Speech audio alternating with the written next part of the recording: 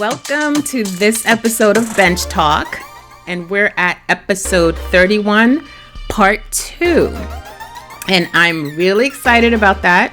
I'm excited about the direction of where BenchTalk is going and where I am going, Jackie Mitchell of Jackie Mitchell Career Consultant.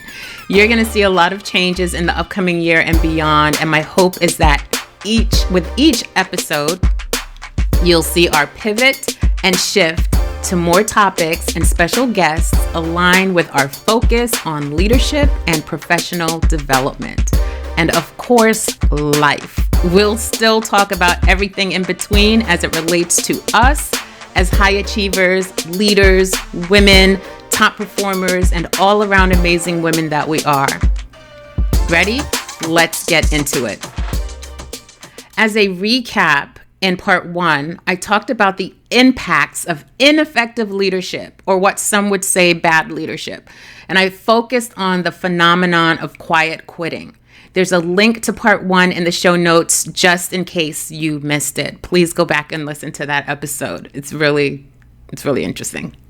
But here in part 2, I want to dive into solutions. Previously in part 1, I talked about the impact, the problems, the challenges. Part 2, right now, we're going to dive into solutions, because what's a problem without a solution? We have to have solutions, or at least recommendations, or rather strong suggestions. Wink, wink. So I want to turn the spotlight on ourselves as leaders. I'm talking directly to my leaders out there who have fallen short of their number one job. In my opinion, the number one job. And that is to help your team members, your direct reports, your employees to be successful, to support them and provide them with the tools and resources they need to do their jobs, to fulfill their obligations and responsibilities. Merely stating what an employee needs to do or direct them to their obligations is not supporting them. Leaving them out there because you believe they, quote unquote, got it, is not supporting them. I have to add something in here. Top performers, key performers, high achievers. I am not talking about teaching them how to do their job. They come into the position with the knowledge and experience that they bring. There are certain tactical things that they have to learn, yes. What I am speaking about, it's not training them on how to do their job. It's not career or professional development. I'm not speaking about that. I am specifically talking about support, supporting them to be successful, providing the tools necessary for them to meet their goals. When I talk about support, leaders providing support, what do you need to do as a leader to help your team members to be successful? So let's dive right in. Let's go right in with this, right? Supporting your employees, your direct reports is more than the weekly, bi-weekly, or monthly check-in to see how their job is doing. You have to go beyond that. An effective leader knows how to build a top-tier winning team to drive performance. An ineffective leader does not. And an ineffective leader will argue for their limitations all the time. And they will argue the company's limitations in having top-tier employees, and why they can't have top-tier employees, or why they can't have X amount of top-tier employees. Why? Because they give the excuse of budget and a myriad of other excuses. And I'm sure some of you are even challenging me right now and saying that this is unrealistic to think that your entire team can be a winning team, or that you can afford to have a top-tier team. I can guarantee you it's costing you your credibility. I can almost be certain that it is costing you your direct credibility or your department's credibility with other members of the organization, with other business units, because it starts and stops with you as someone in a role who can make a change, who can bring about change, who is and should be a change agent, and not pointing to other people to say that change can't happen because it hasn't happened. You've not led the way to change.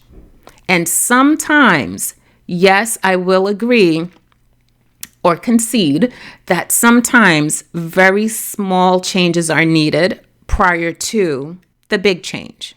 A lot of times, people don't want to hear this. You have to stop the bleeding. You have to rip that Band-Aid and immediately stop the bleeding, because it's costing you more to go with the status quo. It's costing you more to do what you have always been doing. It's costing you more to allow the company to continue to do what they have always been doing. They have fallen into a sense of complacency, but not realizing it because there's a lot of action, a lot of things happening, but there's no progress. See, now we're going to go into a place that we're going to go there. A lot of action, a lot of moving pieces, a lot of pieces to the puzzle does not mean, nor does it equate or translate to progress. And that is a hard pill to swallow for a lot of people in certain positions. And I think secretly they do know that, but they put on the facade because of the environment that they're in, because of the company culture, to have a lot of activity, a lot of things happening. So many things happening. And me, from a project management standpoint, so many projects going on. But where are we progressing? One, as a company, market share, revenue, and even with the processes that we have in place. Are we progressing? Are we progressing to efficiency? Or are we just doing for the sake of doing because we should be doing? It is costing you more to do than to progress. Where do you want to spend your dollars? You either spend them now or you spend them later. And we all know that. You know, great leaders understand that and will make the quote unquote tough decisions, quick decisions, rip the Band-Aid and get shit done. You will not be liked, but you will eventually, because it's not going to be immediate, be respected for taking the stance on making the change to have progress. Now, I'm not saying that every leader is a martyr, nor should you strive to be a martyr, but you want to look at, you want to look at your style, what you contribute, what you know you can contribute, and are you being supported even as a leader? Are you yourself being supported in making change the way that you need to make change for progress? So now that you can be effective, you can have an impact, you can have the influence to make change. That is what an effective leader does. So it all goes together. Leaders, you are here to support your direct reports in being successful. Leaders need to be successful, to stay in those roles. And they themselves need the support to do that. They need to be in an environment to do that. As a whole, the organization should create an environment. That culture should be there. If not, slowly change into that culture. Move into that culture. Pivot into that culture where change not only is inevitable, is welcomed for progress with your people. Because once you start there, then you'll see, oh wow, our products are better quality. Our service is better quality. Our customers are happier. Our clients are happier because of the culture that we've created within our organization. Because you cannot produce quality in an environment that is dysfunctional. I will challenge anyone on that. You cannot produce quality in a dysfunctional environment. And if you say yes, I will ask you, how do you define quality? It may just be subjective. A quality service, a quality product is created by quality people, quality processes, quality tools, quality resources, quality machines. See, I come from a project management background. What's a successful project? Is that one that delivers on time, but your team is totally burnt out and miserable? I say no, that's not successful. That is not successful. You may have a new service, you provided a new service or new product, but look at your team. Look at the people that had to work on that. They're burnt out. So guess what? Mistakes were made. Long hours were burnt. I'm sure arguments were had. Resentment built. Can you truly produce a quality product or service in that environment? Was that successful? I say no, because the environment is not conducive to people performing at their best. They will do just enough.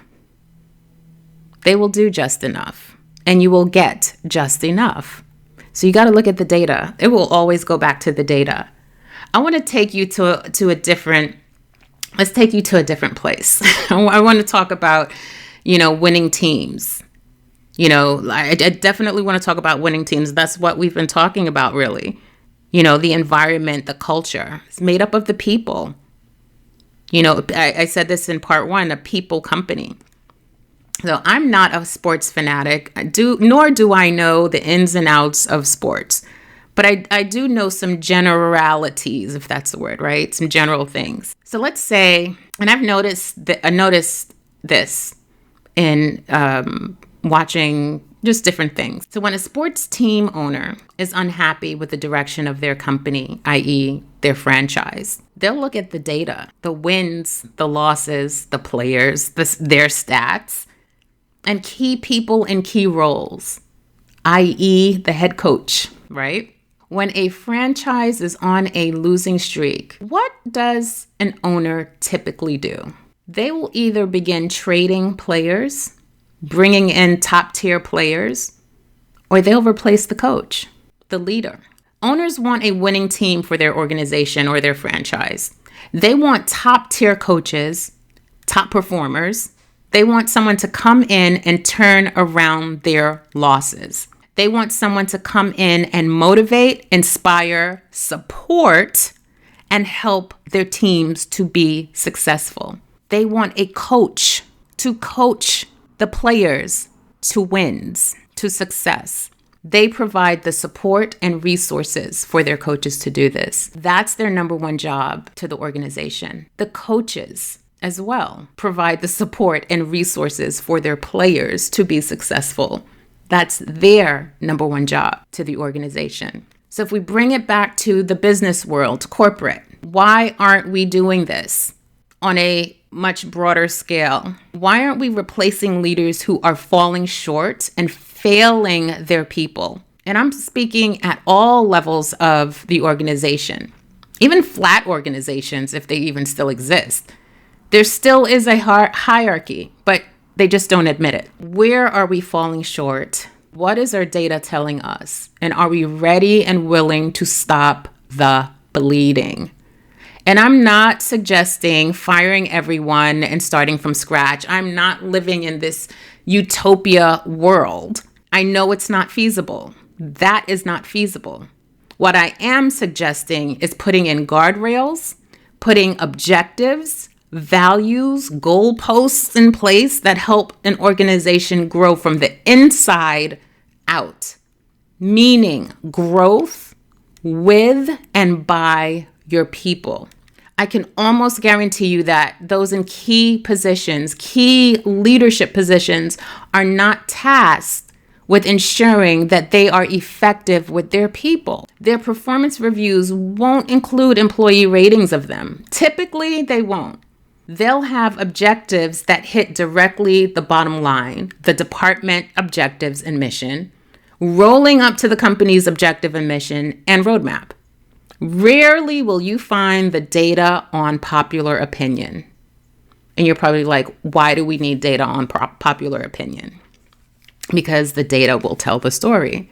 You will get a 360. A lot of times we're doing 180s, maybe even 90. Rarely will you have those in high positions questioning the turnover in any given department. Why? Because it can be explained away by factors other than the leadership skill and style. A leader is most times assessed by how much they're bringing in, how many high-paying customers do they have, and that they nourish. Where's the data or objectives on developing your team, advancing your team, or even data on how many team members have received promotions? And I'm not talking about salary increases. I'm talking about promotions and advancement as recognition for being top performers, ready to take on new responsibilities. Where's the data to support that? How is that data being used to assess the performance of an effective leader? So I want to go into the recommendations. Here's my recommendations for effective leadership performance. Authentically connect with your people. Build trust. Demonstrate worthiness. Do that whole know, like, and trust factor. Bring that into your personal branding. Number 2.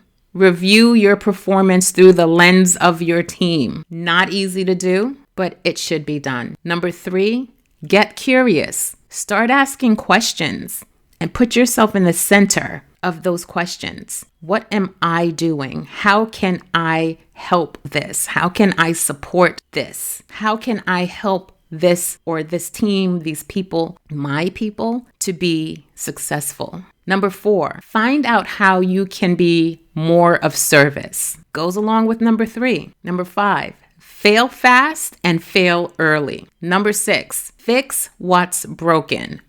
Do not ignore problems. Typically, your team will come to you with a problem. Typically, your team has the solution. A lot of times, they do not feel empowered to state a suggestion. Help them to feel empowered in voicing their concerns and their recommendations. Number 7, know what others say about you when you've left the room. And you're probably like, I don't care what people think about me. Well, you should. How will I know what people are saying about me? Ask the question. It's simple to do. It may not be easy, but it's a simple thing to do. Number 8, always ask the question, am I helping my team to be successful? And if you don't know what they need, ask them. And number 9, understand your values. This one was going to be the first, but I decided to list this one last. Here's why. When you understand your work values and recognize how it relates to your organizations, there will be little to no resistance in doing your job. The problem is that as a leader and even as an employee, if you don't understand your value system as it relates to the work that you do, that's where you find a lot of frustration in getting things done, in the ability to get things done, in the ability to be a change agent. Are you even being supported? Let's look at you like we talked about earlier. Let's look at you as a leader. Are you empowered to make change? Or are you fearful of change because it's always been done this way? Are you fearful of what people or the organization may think of you, how they will receive you? And of course, there's a way to get things done. There's a way to approach. There is a process. Absolutely. But are you understanding what your core work values are and how they align with the culture that you're in? That is the root of a lot of the issue. And I know leadership is not an easy undertaking. I understand that and know it firsthand. And depending on where you are in the organization, your role will require different things. The common factor in all of this is how effective you are in supporting your team's success. Thank you for listening to this episode. Please subscribe, download, and share with your friends and colleagues. I have something for you. For more actionable steps and real-world solutions on developing as an authentic leader that everyone will want to work with, I want you to download our premium masterclass, Authentic Leadership. The link will be in the show notes. And as a bonus to that masterclass, you will get a worksheet on finding and identifying your work values. Because without that, you're not going to fully understand, am I aligning here? How am I making decisions? Are the decisions that I'm making mutually beneficial for me and the organization? Should I be here? Does this align with my leadership style? What is my leadership style? For more actionable steps and real-world solutions on developing as an authentic leader that everyone will want to work with, download our premium masterclass, Authentic Leadership, today. The link will be in the show notes below. Thank you guys for listening to this episode of Bench Talk.